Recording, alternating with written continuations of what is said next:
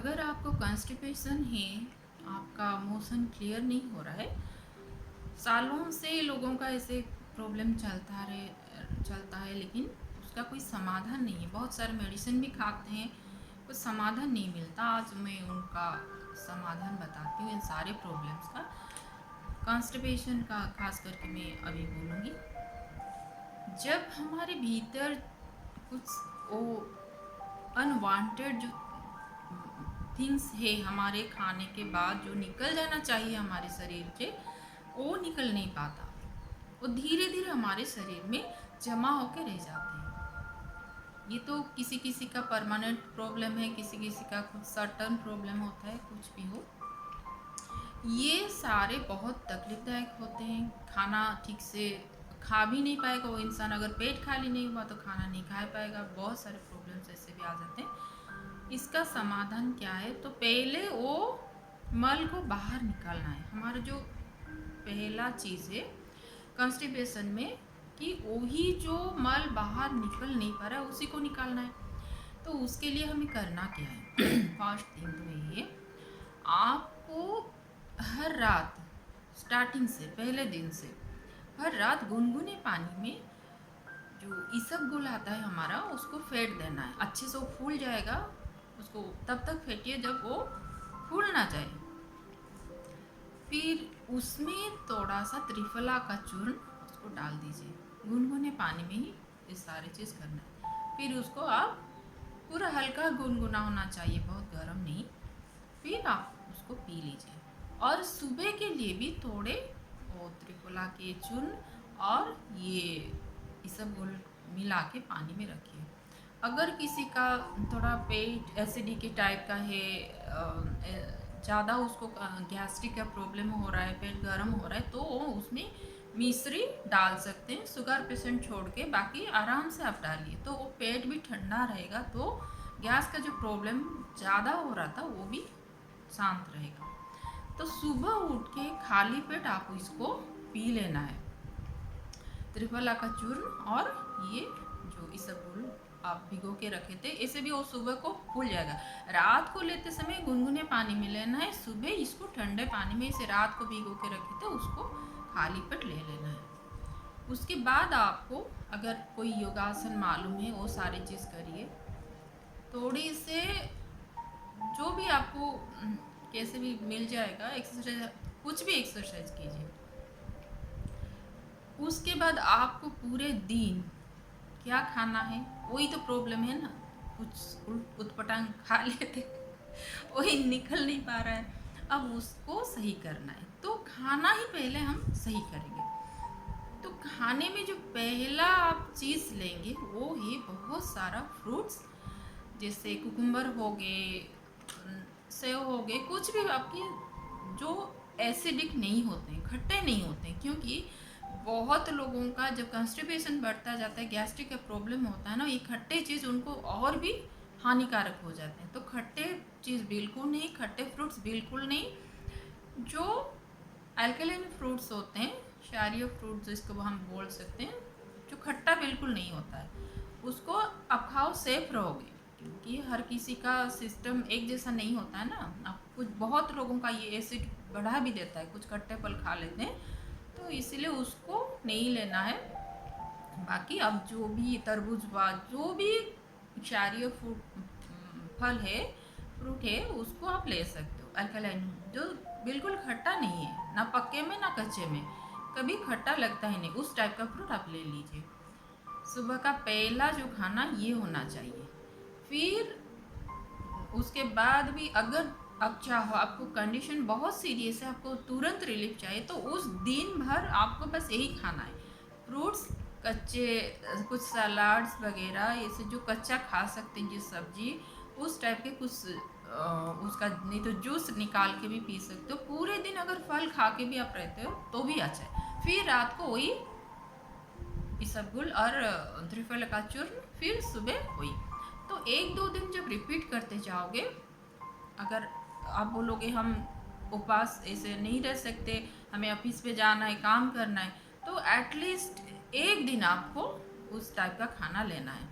Only raw fruits और fruit juice या vegetable juice, जो भी आप खा सकते हो आपके शरीर के हिसाब से, खट्टे नहीं होने चाहिए। उसको एक दिन, कम से कम एक दिन तो करके देखिए। उससे होगा कि आपका जो मल सख्त हो गया था भीतर, वो धीरे से सख्त होने लगा। बहुत लोग गर्म पानी भी पीने के लिए एडवाइस देते हैं, होता है जिसको सही ढंग से शरीर में ऑब्जर्व हो जाता है, जिसका सही है। बहुत सारे लोगों का ये भी प्रॉब्लम होता है, गर्म पानी पीने के बाद अगर उनका लीवर खराब है, अगर उनको कोई दूसरा प्रॉब्लम है ना, तब ये जब पीते हैं और उनको और भी तकलीफ होती है। एक तो कॉन्स्टिपेशन तुरंत तो ठीक नहीं होगा, बाकी पूरा एसिडिटी और बढ़ जाती है। इसीलिए तो सेफ्टी के लिए वो गर्म पानी में एडवाइस नहीं कर रही हूँ। दिन में आप नॉर्मल ही पीजिए, गुनगुने पी सकते हो तो पीजिए, नहीं ऐसे चलेगा, रहने दो। आप बस वही फ्रूट और फ्रूट जूस पे वो एक दिन पूरा रहिए। दूसरे दिन को अगर आप बहुत अब महसूस करते हैं कुछ खाना है, कुछ फील हो रहा है आपको नहीं खाना चाहिए, तो पूरा मैदा, डायरी प्रोडक्ट, टोटल वो चीज़ हटा जी दे के पूरे खाली ये सालड वालड के साथ थोड़ी से आपका जो चावल या रोटी खाते हो उसको थोड़ा लेना है, और ये सारी चीज़ बहुत सारे लेना है। जितना हो सके आप मैदा और उस टाइप की चीज़ पूरा हटा दीजिए। अगर खाना है आपको तो थोड़े से बस चावल थोड़े से खाना है और रोटी थोड़े से खाना है, और ये सारे जो बोली कच्चे फ्रूट्स और वेजिटेबल्स, जूस, ये सारे घर में बनाए हुए जूस, बाहर का जो खरीदा हुआ जूस नहीं है, पैकेट जूस नहीं, घर में जो भी बना सकते हो। पालक का जूस हुआ, किसी पत्ते का जूस हुआ, कहीं भी आपको कुछ भी अवेलेबल है इजीली, उस पत्ते का जूस आप बनाओ, उसको पियो, तो 2-3 दिन के बाद ये तुरंत चला जाएगा। तुरंत आप देखना, पहले दिन से तो आपको अच्छा लगेगा, थोड़ा बहुत हल्का लगेगा क्योंकि खाना नहीं खाए ना, तो रिलीज होना शुरू होगा। फिर दूसरे तीसरे दिन तक आपको थोड़ा थोड़ा वो आपको महसूस भी होगा, क्योंकि आप टॉयलेट लैट्रिन जब जाते हो, आपको खुद जब ये मोशन क्लियर होने लगता है तो आपको हल्का लगेगा ही, और खाना जो नहीं खाए उसका जो हल्कापन वो भी महसूस होगा। अगर कोई गर्म पानी ले सकते हो, थोड़ा सा लेके भी देखना। गर्म पानी लेते हो तो और भी जल्दी होता है, लेकिन वो बहुत तकलीफदायक भी होता है बहुत लोगों के लिए। इसीलिए सबके लिए मैं मास में बोल रही हूँ ना, सबके लिए बोल रही हूँ, तो इसीलिए बोलती हूँ सेफ रहेगा कि आप नॉर्मल वाटर ही जैसे पीते हो वैसे ही पियो। और दूसरा आप कर सकते हो, ये चुटकी भर सोडा, खाने का जो मीठा सोडा है उसको बीच बीच में बस थोड़ा सा पींच, और कुछ थोड़ा सा बीच में उसको खा लेना है। इतना ही आपको करना है।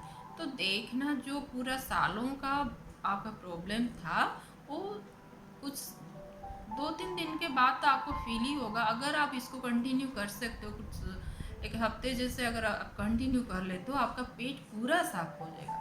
और ये पूरा ख्याल रखना कि डायरी प्रोडक्ट कुछ नहीं, जैसे बिस्किट हुआ, उसमें मैदा रहता है, कभी कभी दूध भी डालते हैं, ब्रेड है, कुछ नहीं। डायरी प्रोडक्ट या आपको मैदा बिल्कुल ही नहीं खाना है। तेल भी कम कर सकते हो तो तेल भी नहीं खाना है। जितना ये सारे चीज़ कम करके ओनली फ्रूट्स, वेजिटेबल्स जितने कच्चे हैं उसके हिसाब से आप खाइए, जितना जो खा सकते हो। कि वो भी मैं नहीं बोलूँगी किसी को कुछ अच्छा लगता है कुछ नहीं खा सकते, कुछ ग्राइंड करके, अगर ऐसे आप कच्चे नहीं खा पाओगे तो ग्राइंड करके भी खाइए, जूस निकाल के खाइए, जैसे भी आपकी मर्जी। लेकिन ये 2-3 दिन कैसे भी देखो, आपका सेहत का सवाल है, तो 2-3 दिन तो मैनेज करना है। तो देखना आपका पेट जब धीरे धीरे ठीक होने लगेगा तब आप खा सकते हो। तब 3 दिन के बाद आप थोड़ा बहुत जो जैसे खाते हो, लेकिन वो मैदा तो बिल्कुल नहीं। मैदा खाने के लिए आपको 10-15 दिन के बाद ही खाना, अगर खाना चाहते हो, पूरा मजबूरी है, कहीं बाहर हो कुछ खाना नहीं है, ये तो मैदा छोड़ना पड़ेगा धीरे धीरे। आप कोई आटे कोई सब चीज़ खाओ, मैदा तो जितना छोड़ सकते हो दूर रहो उससे, क्योंकि कॉन्स्टिपेशन का जो सबसे बड़ा कारण होता है ये डायरी प्रोडक्ट, और ये सारे जो चीज़ें हजम नहीं होते, वो आंतों से निकलते नहीं है ये सारी चीज़ें। तो इन सारे चीज़ों को अब अगर आप बंद भी कर लेते हो ना खाना तो भी बेटर है। लेकिन अगर खाना है तो ये ट्रीटमेंट जब तक आपका चल रहा है उसके बाद खाना, नहीं तो ये कुछ दिनों के लिए आप पूरा पूरा फ्रूट्स के ऊपर, ये जूस के ऊपर, वेजिटेबल, कच्चे वेजिटेबल्स के ऊपर ही डिपेंड करके रहना। तो देखना आपको घर बैठे कोई मेडिसिन नहीं चाहिए। आप मेडिसिन खाओगे वो तो अलग बात है, बिल्कुल कोई मेडिसिन नहीं चाहिए आपको। बस इतने में ही आप करके देखना, फर्क जरूर आएगा, जरूर आप ठीक होगे। पूरा आपका स्टमक जो है, इंटेस्टाइन जो भरा पड़ा था, पूरा बंद हो गया था, जाम हो गया था, देखना आपको उसका फर्क पता ही लगेगा, पेट साफ हो जाएगा।